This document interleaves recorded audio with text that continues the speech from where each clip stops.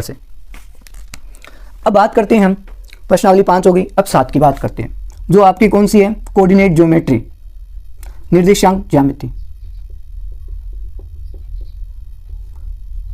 अब इससे हमेशा एग्जामिनर आपके क्वेश्चन बनाता है, आरबीएससी बोर्ड बनाता है, क्या बनाता है देखो, वन लाइनर क्वेश्चन बनाएगा। फर्स्ट ऑफ ऑल देखो क्या बनाता है, पहले तो आप एक चीज समझो, ग्राफ में ये होती है एक्स एक्सिस, क्या होती है, ये होती है एक्स एक्सिस, और ये क्या होती है, ये होती है वाई एक्सिस, ये होती है एक्स एक्स और ये होता है वाई एक्स। तो इस प्रकार से आपको ये पता होना चाहिए। और यहाँ पे जो मिड वैल्यू होती है इसकी, जो कटान बिंदु होता है क्वाड्रेट का, ये होता है 0 और 0। इसे क्या बोलते हैं, मूल बिंदु बोलते हैं। क्या बोलते हैं भाई, मूल बिंदु, जो बराबर भागों को या बराबर भागों में बांटता है चारों क्वाड्रेट को, तो ये होता है मूल बिंदु। फिर देखो कभी कभी एग्जामिनर बहुत सारे पिछले पेपर उठा के देख ला, प्रीवियस ईयर है ना, उनमें पूछा गया है कि मूल बिंदु के निर्देशांक लिखिए। इतना ही क्वेश्चन आया हुआ है भाई आपके कि मूल, 1 नंबर का, मूल बिंदु के निर्देशांक लिखिए। तो आपको कुछ नहीं करना था, मूल बिंदु नाम लिख के उसमें क्या लिखना था, 0 और 0, बस इतना ही लिखना था मूल बिंदु। तो 1 नंबर राइट।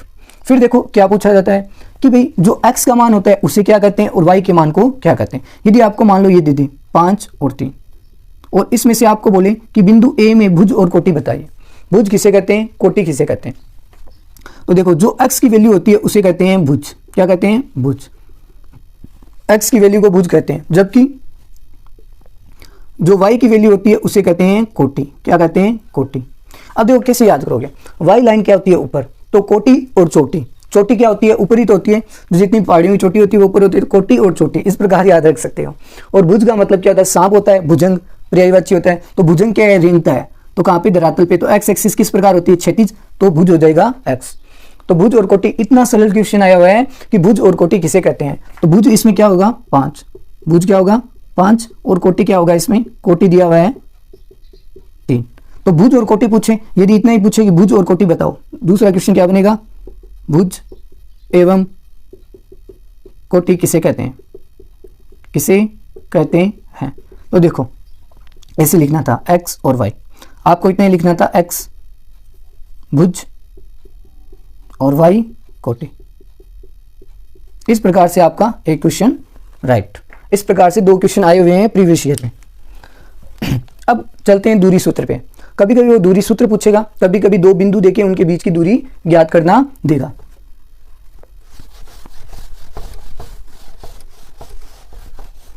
अब बात करते हैं दूरी सूत्र।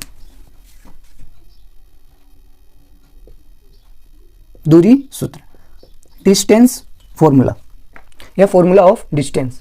दूरी सूत्र में देखो आपको क्या करना है, यदि आपको एक बिंदु देता है A और B, ठीक है, यहाँ पे x और y और यहाँ पे x और y। अब देखो कोई भी बिंदु होता है वो किसी बिंदु से बड़ा तो होगा ना, तभी दूरी निकलेगी। तो आप क्या कर सकते हो, इन बिंदुओं को x1 और y1 मानो, इन बिंदुओं को आप x2 और y2 डिनोट करो, ठीक है। अब दूरी सूत्र कैसे निकलता है भाई, अधिकतम में से न्यूनतम घटा दो, अधिकतम में से न्यूनतम घटा दो, यानी y को y में से घटाना है और x को x में से घटाना है। तो देखो दूरी सूत्र, दूरी सूत्र। अब दूरी सूत्र को किससे रिप्रेजेंट किया जाता है, कैपिटल D से भी आप दर्शा सकते हो। अब दूरी सूत्र में आपको क्या लिखना है, देखो x2 माइनस x1, ठीक है, बड़े में से छोटे को घटाया, प्लस y2 माइनस y1, इतना किया। अब देखो चेंज करना है तो दोनों में समान करो, नहीं एक को छोड़ो दूसरे में चेंज करो, ये नहीं होगा। तो यहाँ पे क्या करना है, दोनों में स्क्वायर बराबर करनी है आपको, स्क्वायर, दोनों की स्क्वायर की, फिर इनका क्या लेना है, रूट लेना है, ये होना चाहिए। दोनों की स्क्वायर करके दोनों के ऊपर छत होनी चाहिए, तो छत हमने ऐसे छत बना दी, ठीक है। तो x2 माइनस x1 की whole square plus y2 minus y1 की होल स्क्वायर, तो ये हो गया दूरी सूत्र। यहाँ पे आपको पॉइंट दे सकता है 4, 3 और यहाँ पे दे दे 5 और 6, तो निकालना एकदम आसान है। देखो क्या होगा, x2 माइनस x1, तो 5 माइनस 4 की होल स्क्वायर प्लस y2 कितना है भाई, 6 माइनस 3 की होल स्क्वायर, तो ये कितना होगा, 1 की स्क्वायर, 5 में से 1 4 जाएंगे 1 और यहाँ पे 3 की स्क्वायर, तो ये क्या कितना होगा 1 प्लस ये 3 तिया 9, तो अंडर रूट 10 क्या आ गई अंडर रूट 10। और डिस्टेंस किसकी निकाली हमने ए बी की। तो इस प्रकार आप फाइंड आउट कर सकते हैं। मेरे साथ में क्वेश्चन भी बताया आपको। अब चलते हैं सेकंड जो इसका सूत्र है विभाजन सूत्र।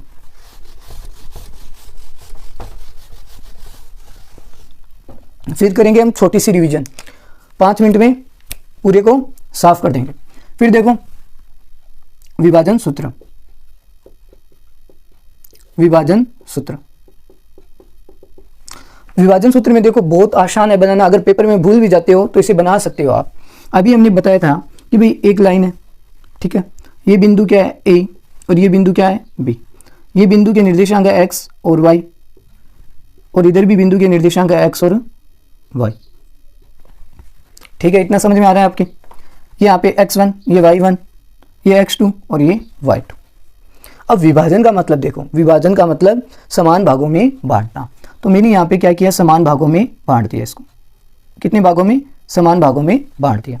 ठीक है, तो अब मुझे क्या है, इनको कुछ नाम देना होगा। तो मैंने क्या नाम दिया इनको, m1 और इसको क्या दिया m2। इस प्रकार से है यहाँ पे m1 m2।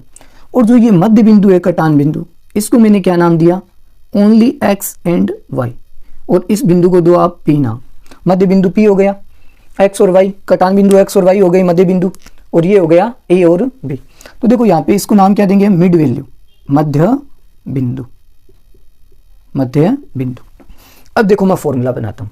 अब हमें मान लो ये सारी चीजें अवेलेबल हो और x का मान ज्ञात करना है। किसका, x की वैल्यू हमें ज्ञात करनी है मध्य बिंदु की। तो देखो कैसे फॉर्मूला बनेगा, ये m2 इधर वाला है।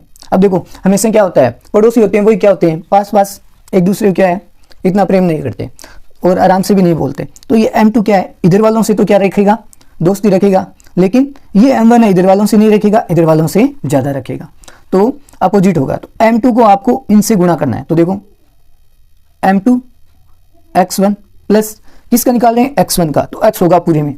अब इधर वाला किससे दोस्ती रखेगा, x2 से, तो m1 x2 बट्टा दोनों का अनुपात, क्योंकि दोनों दोस्ती कर रहे हैं दोनों से, तो m1 प्लस m2 इस प्रकार से।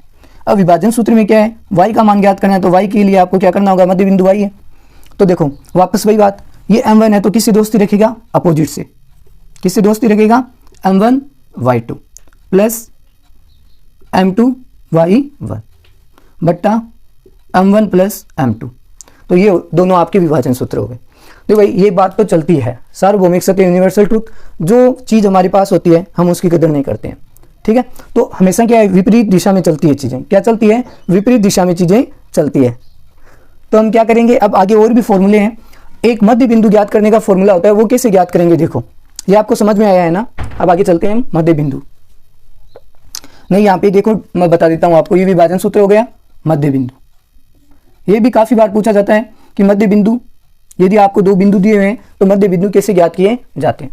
तो मध्य बिंदु को आप x से डिनोट करते हैं, देखो अभी डिनोट किया है, और y से, y मध्य बिंदु को डिनोट किया जाता है।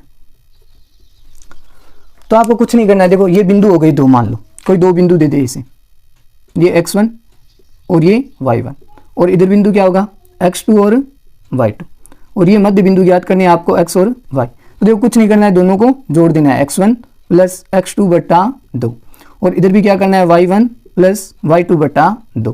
तो ये मध्य बिंदु के फॉर्मूले। अब आपको इतना काम याद रखना है कि आपको ये फॉर्मूले रिवाइज करने हैं और पेपर में इनसे बाहर नहीं आएगा। वन लाइनर क्वेश्चन 100% बनते हैं इनसे। अब मैं रफ कर रहा हूँ, अब आगे हम चलेंगे ट्रिग्नोमेट्रिक में।